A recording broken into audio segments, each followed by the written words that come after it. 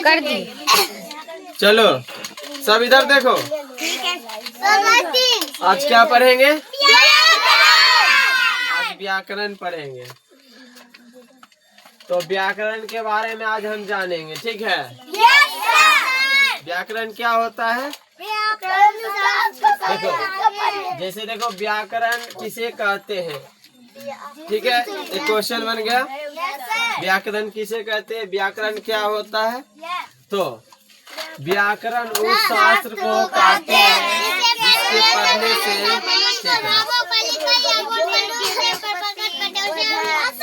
व्याकरण कहते हैं, ठीक है? समझे?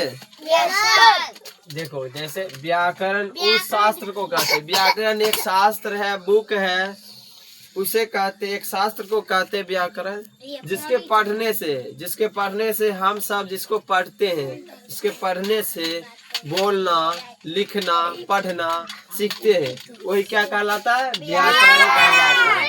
क्या कहलाता है? व्याकरण कहलाता है। जैसे राम को लिखना सीखे तो ये व्याकरण में आ गया।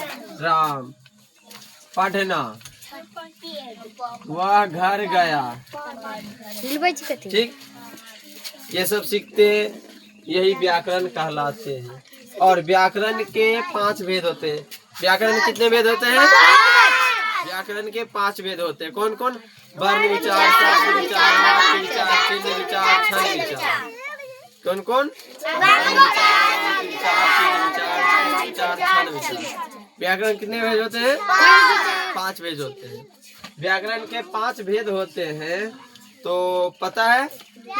उसी में व्याकरण के मुख्य कितने भेद होते हैं? व्याकरण के मुख्य 3 भेद होते हैं। कौन कौन? वर्ण विचार, शब्द विचार, वाक्य विचार। व्याकरण के मुख्य 3 ही भेद होते हैं, वर्ण विचार, शब्द विचार, वाक्य विचार। और व्याकरण के 5 भेद होते हैं, वर्ण विचार, शब्द विचार, वाक्य विचार, चिन्ह विचार, छंद विचार, ठीक।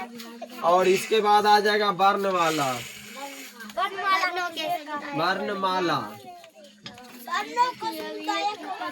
वर्णों के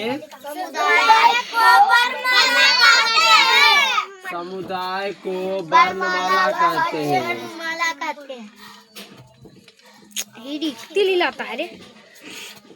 वर्णों के समुदाय को वर्णमाला कहते हैं, ठीक है? ठीक है, अगले तो समझ गए? व्याकरण किसे कहते हैं?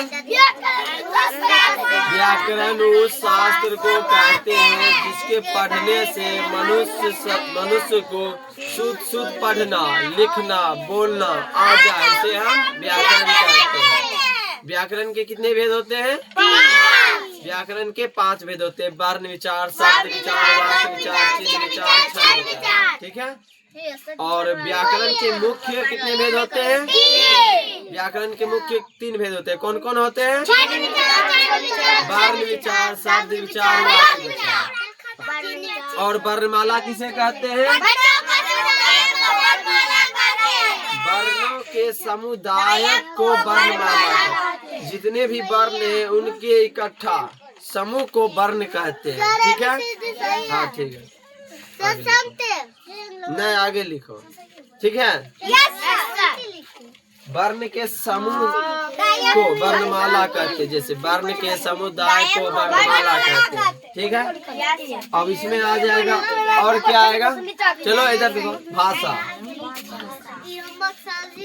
भाषा किसे कहते हैं?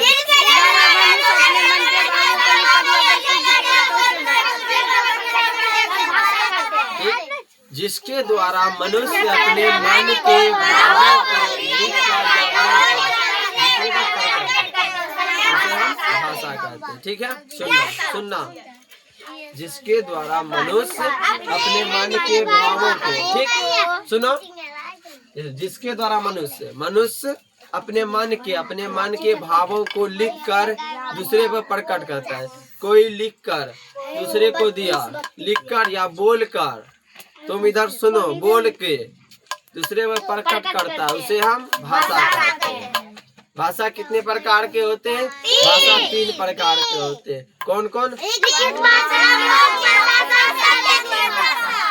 एक लिखित भाषा, मौखिक भाषा, सांकेतिक भाषा। लिखित भाषा में क्या होता है सुनना। लिखित भाषा जिसके द्वारा मनुष्य अपने मन के भाव को लिखकर, सिर्फ लिखकर दूसरे पर प्रकट करता है, उसे हम लिखित भाषा कहते हैं। ठीक है, सिर्फ लिखकर दूसरे पर प्रकट करना लिखित भाषा कहलाता है। मौखिक भाषा सिर्फ अपने मुंह के द्वारा बोल के दूसरे पर प्रकट करना, उसे हम मौखिक भाषा कहते हैं। और सांकेतिक भाषा, सांकेतिक भाषा किसे कहते हैं? तो जिसके द्वारा मनुष्य अपने मन के भावों को किसी संकेत, जैसे हाथ उठा के ये संकेत हुआ, किसी संकेत या चिन्ह के द्वारा दूसरे में प्रकट करते हैं, उसे हम सांकेतिक भाषा कहते हैं। जैसे बिना बोले, बिना लिखे किसी को बुला रहे, ये क्या हो, किसी को बुला रहे, संकेत दे रहे, उसी को सांकेतिक भाषा कहते हैं। ठीक है, तो मिलते हैं अगले क्लास में। बंद करें।